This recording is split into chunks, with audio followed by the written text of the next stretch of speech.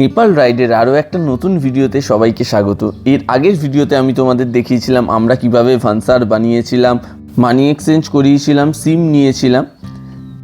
এই ভিডিওতে তোমাদের দেখাবো আমরা পোখরা যাওয়ার জন্য কোন রাস্তা ধরে গেলাম, আজকের দিনে কত দূর পৌঁছালাম, রাস্তার কন্ডিশন কেমন, সব কিছু। চলো বেশি দেরি না করে ভিডিওটা শুরু করা যাক। আমরা এখন এই নারায়ণগড় মুগলিং হাইওয়ে ধরে যাচ্ছি, আর সাইড দিয়ে যাচ্ছে কালী গন্ডগিনী রিভার থেকে পোখরা 250 কিলোমিটার। আর দেখো নেপালের ফ্ল্যাগ উঠছে। আমাদের অনেকটাই লেট হয়ে গেছে,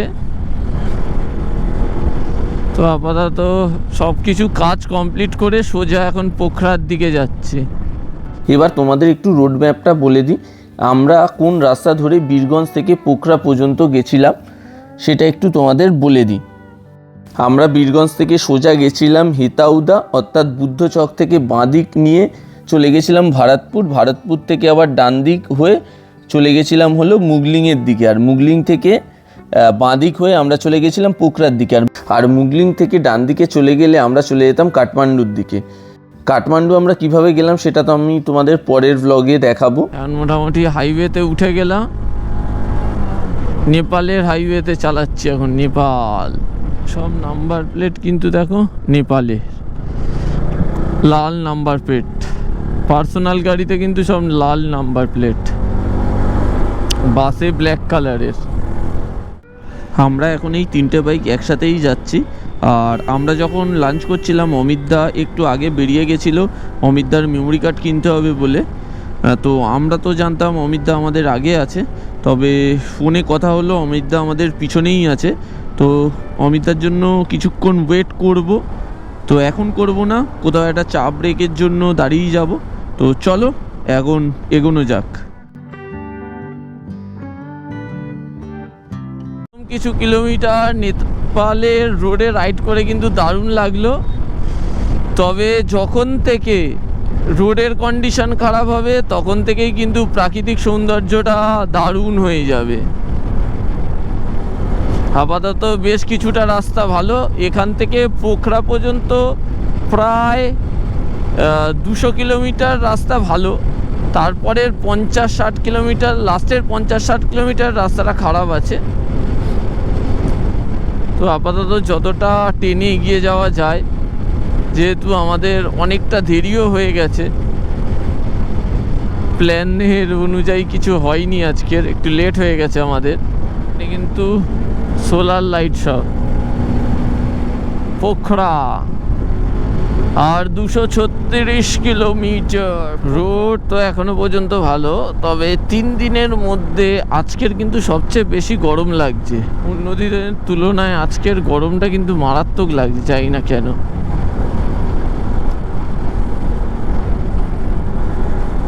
আর ওখানে দাঁড়িয়ে থেকে থেকে রোদের তেজ তো মারাত্মক আছে। এই রোদের তেজে মানে পুরো ক্লান্ত করে দেবে, আর এতটাই রোদের তেজ। তো দু সাইডে দেখো ঘন জঙ্গল, ঘন জঙ্গলের মাঝখান থেকে আমরা যাচ্ছি। এতক্ষণ বেশ অন্য টাইপের হাইওয়ে ছিল, এখন দেখো সেকেন্ডের মধ্যে কিন্তু ভিউ চেঞ্জ।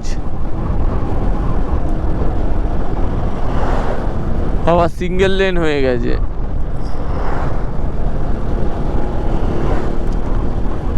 এই সেই অভয়ারণ্য, যে এখানে কিন্তু চিতাবাঘ বেরিয়ে আসে।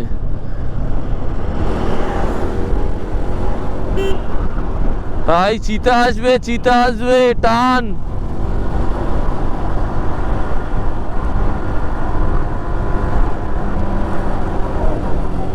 হ্যাঁ, পিলিয়ানদের নেয়, পিলিয়ানদের।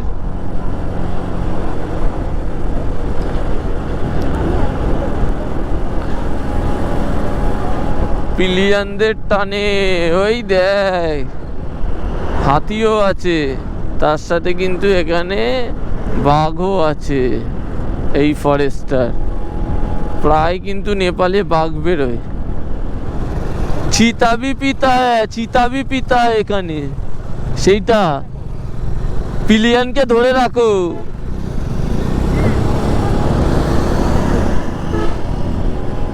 নেপালের অফরোডিং শুরু, অফরোডিং মানে কি সমতলেও যে সমতল তা না, পুরোটাই ঢেউ খেলানো রাস্তা।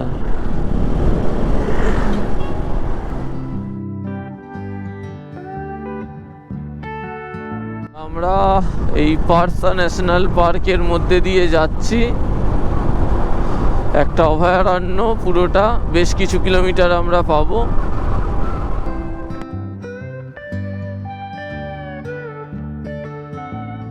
এই রাস্তাটা তোমাদের দেখে মনে হচ্ছে সমতল, কিন্তু পুরোটাই ঢেউ খেলানো। ট্রাক গিয়ে গিয়ে না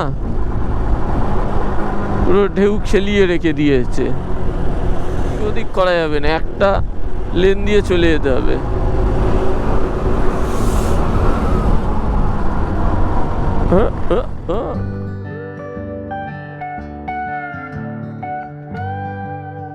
এবার কিন্তু রাউন্ড শেপ করে আস্তে আস্তে উপরের দিকে যাচ্ছি।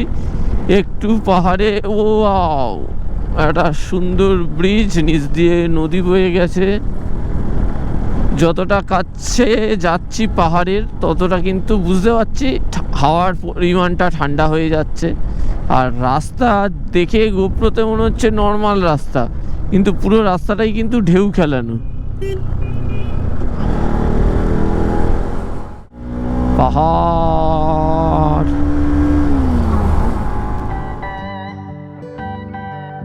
প্রায় বাড়ি থেকে 1000 কিলোমিটার রাইড করার পর সেইভাবে সামনে দেখো পাহাড়ের দেখা পেয়ে গেছি। এ তো কিছুই নয়, আরো যত যাব আরো সুন্দর সুন্দর দৃশ্য দেখাবো তোমাদের। তো চলো এগিয়ে যাওয়া যাক। আবার একটা ব্রিজ, নদীতে কিন্তু জল নেই, পুরো শুকনো হয়ে গেছে, একটা জল নেই নদীতে।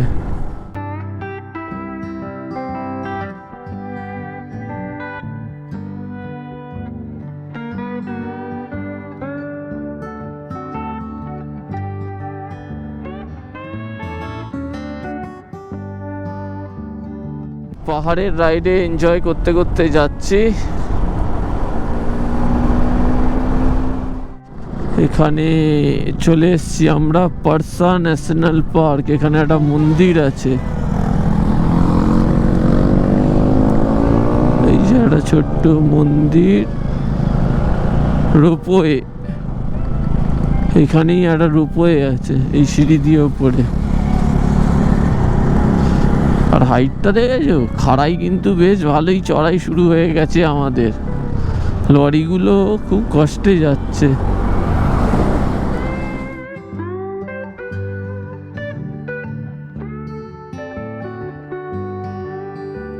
সামনের ভিউটা কি লাগছে দেখো, পাহাড়ের রেঞ্জগুলো দেখো, কটা পাহাড় একসাথে যেন মিলেছে। রাস্তা দেখেই মুগ্ধ হয়ে যাচ্ছে। এরপরে যত দূর যাব, মানে পোখরার যত কাছে যাব, তত এইরকম দেখব যে পাহাড় কাছে হয়ে গেছে। Next level, next level. বড় মার্কেট এরিয়া। তো পোখরা যাওয়ার জন্য আমরা এই লেফট টার্ন নিলাম, একটা ব্রিজ পার করে যাচ্ছি। এইখান থেকে জ্যামটা কিন্তু অনেকটা কম পেলাম। এতক্ষণ কিন্তু লরির জ্যাম, ট্রাকের জ্যাম বেশ ভালো পেয়েছিলাম। তো এই রোডটা আপাতত কিছুটা ফাঁকা পাচ্ছি। আর রোড কন্ডিশন তুলনামূলক ভালো, কারণ ঢোকার পরেই যেরকম ঢেউ খেলানো রোড ছিল, এইটা কিন্তু টারম্যাক রোড, ঠিকঠাক।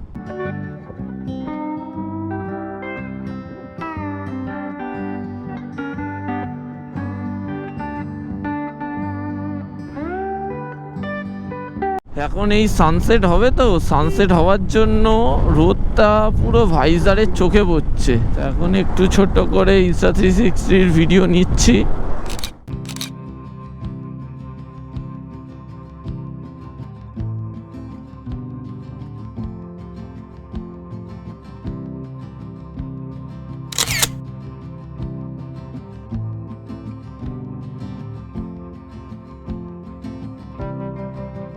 ঠান্ডা হচ্ছে সেভাবে লাগছে তা না, ওয়েদার ঠিকঠাকই আছে, বলতে গেলে গরমই লাগছে বেশ। তো চলো সামনের দিকে এগিয়ে যাওয়া যাক।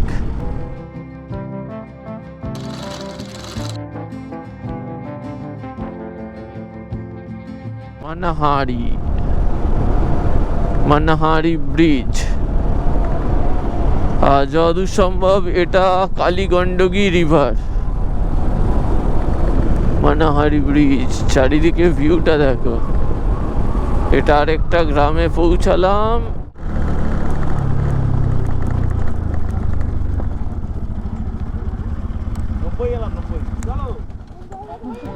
অ্যাপ্রক্স 90 কিলোমিটার আসার পরে আমরা নিয়ে নিয়েছিলাম একটা ছোট্ট চা ব্রেক। আমরা 10-15 মিনিটের একটা ব্রেক নিয়ে তারপর আমাদের লাগেজগুলোকে একটু ঠিকঠাক করে আমরা আবার রাইডটা স্টার্ট করে দিয়েছিলাম।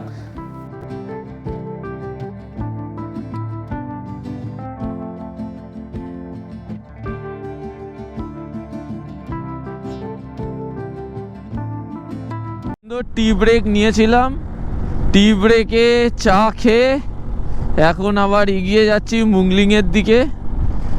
চায়ের কোয়ালিটি কিন্তু দারুণ ছিল। আর এবার পাহাড়ি রাস্তা দিয়ে টুকটুক করে এগিয়ে যেতে থাকছি। রাস্তায় হয়তো একটা সুন্দর সানসেট পাবো, পাহাড়ি সানসেট। তো আপাতত টুকটুক করে এগিয়ে যাওয়া যাক।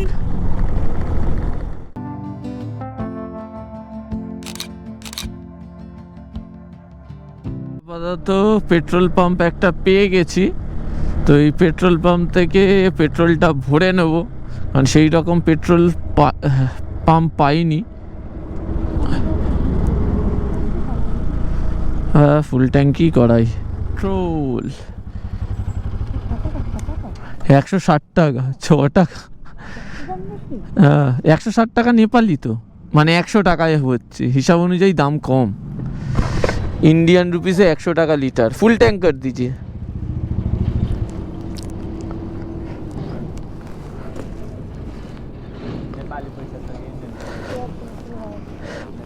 नेपाली, नेपाल का पैसा।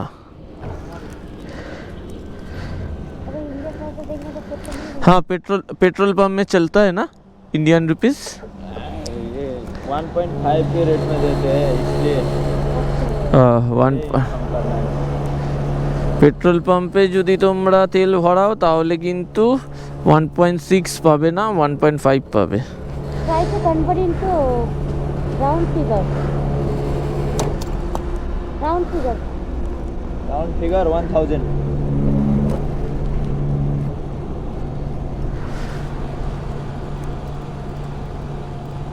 बाया ঠিক আছে, একদম ভরে গেছে। ঠিক আছে। डन डन है done. Done done done done. 90.96 মানে 1000 টাকার পেট্রোল ভরলাম নেপালি। ফার্স্ট নেপালি পেট্রোল আমরা ভরে নিয়েছি 1000 টাকার, নেপাল অয়েল নিগম। নেপাল অয়েল নিগম থেকে। এটা কিন্তু বড় সড়ো পেট্রোল পাম্প। এত বড় পেট্রোল পাম্প আমি আসার সময় মনে হয় না চোখে পড়েছে বলে। চায়ের দোকানে জিজ্ঞেস করলাম, এখান থেকেই তাই আরও ভরিয়ে নিলাম, বললো আগেই আছে। তো চলো সামনের দিকে আবার যাওয়া যাক। 30 কাঠমান্ডু 176, পোখরা 164। তো পোখরা 164 কিলোমিটার দেখাচ্ছে। তো চলো আপাতত এখান থেকে নেক্সট স্টপ নেব মুংলিংয়ে। 90 কিলোমিটার মতো দেখাচ্ছে। এই সাইডে সানসেটটা কিন্তু বেশ দারুণ দেখতে লাগছে। আপাতত এই জায়গাটায় জনবসতি বেশ ভালোই আছে।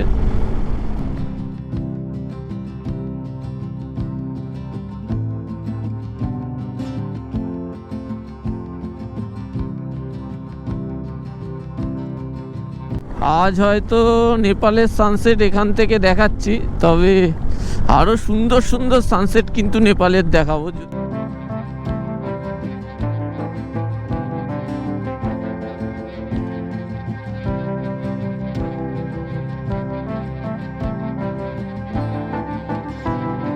ডান দিকে একটা অপরূপ সৌন্দর্য দেখতে পাচ্ছি। চাই না গোপ্রোতে তো আসবে না, যদি ফোনের ক্যামেরায় আসে। আর লেফট সাইডে একটা সুন্দর সানসেট, আর রাইট সাইডে একটা সুন্দর, একবার ভিউটা দেখো।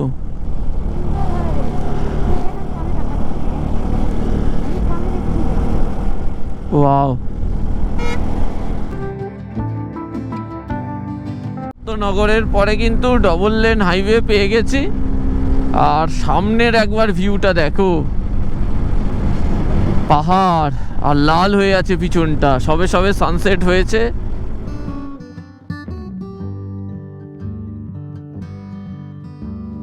আমরা আবার ওই ফরেস্ট এরিয়াতে ঢুকে গেছি, সানসেট হয়ে গেছে, রাস্তার ধারেই সানসেট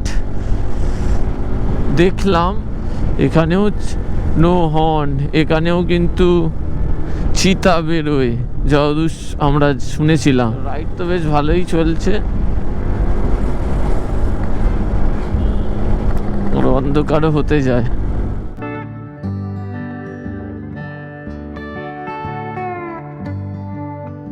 সাইডে জঙ্গল, ঘন জঙ্গল, আর সোজা দেখো পাহাড় উকি মারছে, আর পাহাড়ের পিছনটা হালকা লাল হয়ে আছে, লাল আভা। নেপাল, এইগুলো হলো নেপালের সৌন্দর্যতা। তো যাই হোক, এগোতে থাকি। এখানে কিন্তু কেউ হর্ন মারছে না, এই হর্ন মারতে বারণ করেছে, 40 স্পিড মেনটেন করে যেতে বলেছে। আর এইরকম সাইনবোর্ডে কিন্তু লেখা আছে যে বাঘ আর হরিণ প্রায় আছে এই অভয়ারণ্যতে। আবার এখান থেকে ডবল লেন হাইওয়ে শুরু।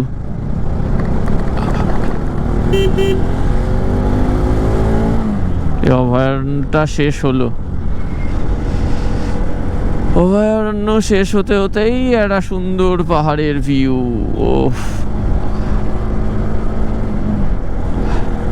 ওই রাস্তাটুকু কিন্তু কেউ হর্ন মারেনি, একটাও হর্ন আমি শুনতে পারলাম না, পুরো সাইলেন্টলি সবাই পার করলো। এই ভিউ কি লাগছে! এখন একবার হাইওয়েটা দেখো, দু সাইডে পুরো চওড়া হাইওয়ে। নেপালেও এইরকম হাইওয়ে আছে, শুধু নেপালে খারাপ রাস্তা নেই, হয়তো 90% খারাপ রাস্তা। এখান থেকে আমাদের এইবারে নিয়ে নিতে হবে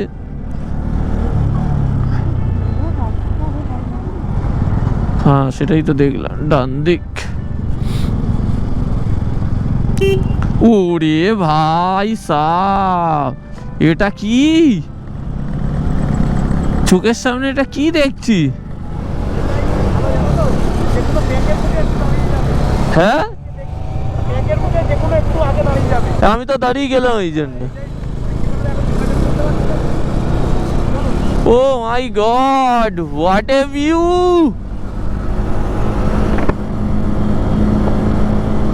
এখন একটু অন্ধকার হয়ে গেছে বলে, কিন্তু ভিউ জাস্ট চুমু ভিউ, চুমু। Lovely lovely. এইটা আর একটা বড় পেট্রোল পাম্প। ভারতপুর থেকে আমরা ডান দিক নেওয়ার পরেই পুরো সোজা সামনে পাহাড় শুধু দেখতেই থাকছি আর সোজা এগোতে থাকছি।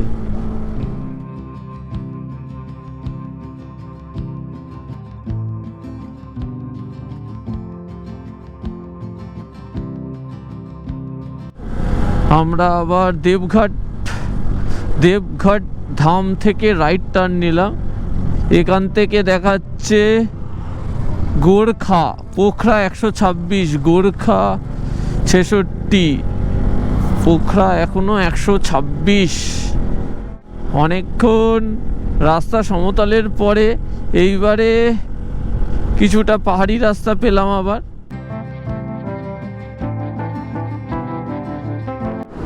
এই যে আমাদের পাশ থেকে আবার দেখতে পেয়ে গেছি কেতি গন্ধকি রিভার, এই সাইড দিয়ে বয়ে যাচ্ছে। আমরা এখন এই নারায়ণগড় মুগলিং হাইওয়ে ধরে যাচ্ছি, আর সাইড দিয়ে যাচ্ছে কালী গণ্ডকিনী রিভার। কিন্তু এই অন্ধকার পুরো হয়ে গেছে, সেইভাবে কিন্তু আমরা ভিউ পাচ্ছি না। এখন কিন্তু টেম্পারেচারটাও অনেকটা কম হয়েছে, আর আমরা পাহাড়ের চড়াই দিয়ে উঠছি। আর এই পারে পুরো আমাদের রাস্তার চারিদিকটা না পুরো পাহাড়ে ঘেরা, শুধুমাত্র অন্ধকার হয়ে গেছে বলে তোমাদের সেইভাবে ভিউটা দেখাতে পারছি না। আমার সবসময় ইচ্ছা সকালবেলা রাইড করার, পুরো ভিউটা মানে এনজয় করতে করতে যাওয়া যায়। যাই হোক, আজকে একটু দেরি হয়ে গেল সব কিছুর জন্যই, আর এই সমস্ত কাজ না করলে হবেই না।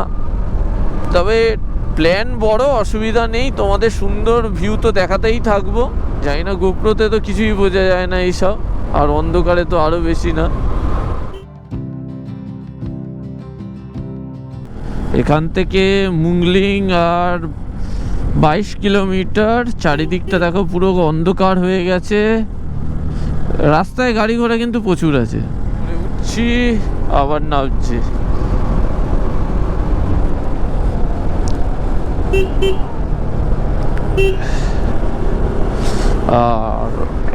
আর আরেকটা জিনিস, ঠান্ডার পরিমাণটা কিন্তু ক্রমশ বাড়ছে। আর দেখো চারিদিকটা পুরো ঘুটঘুটে অন্ধকার, পাহাড়ি অন্ধকার। শুধুমাত্র এইচজি, মার্সিডিজ আর মিনি পুরো রাস্তাটাকে আলো করে রেখে দিয়েছে। মানে পুরো রাইডে যে কটা দিন হয়েছে, আর প্রতিদিনই প্রায় নাইট রাইড হয়েছে, প্রতিদিন 3 দিনই, খুব হেল্প করেছে। এই লাইটটা না থাকলে খুব অসুবিধা হতো, খুবই। তো পুরো দিনের আলোর মতো করে দিয়েছে, সেইভাবে কোনো প্রবলেম হচ্ছে না। তো আপাতত টুকটুক করে যাই। শুধু খারাপ লাগছে আমরা এই ভিউটা নিতে পারছি না, যে জন্য পাহাড়ে আসি না, যে ভিউ এনজয় করতে করতে রাইডটা করব, সেটা হচ্ছে না। শুধু এখন পুরো অন্ধকার হয়ে গেছে, আর বাকিরা পিছনে আছে, তো আসছে সবাই আস্তে আস্তে। হ্যাঁ হ্যাঁ, ওরা ফট করে স্লো হয়ে গেল।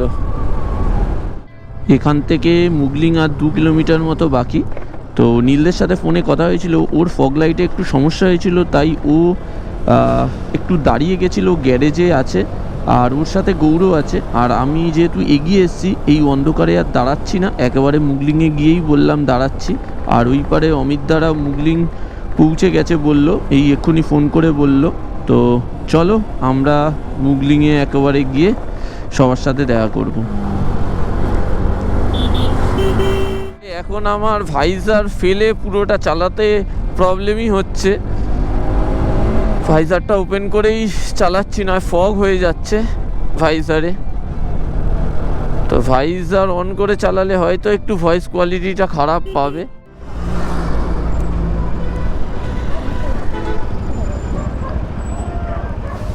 তারা দাঁড়িয়ে আছে, মুগলিং এসে পৌঁছেছি। এখানে আসার পর আমরা সবাই মিলে ঠিক করলাম আজ আমরা আর পোখরার দিকে এগোবো না, আমরা আজকের নাইট স্টেটা মুগলিংয়েই করব।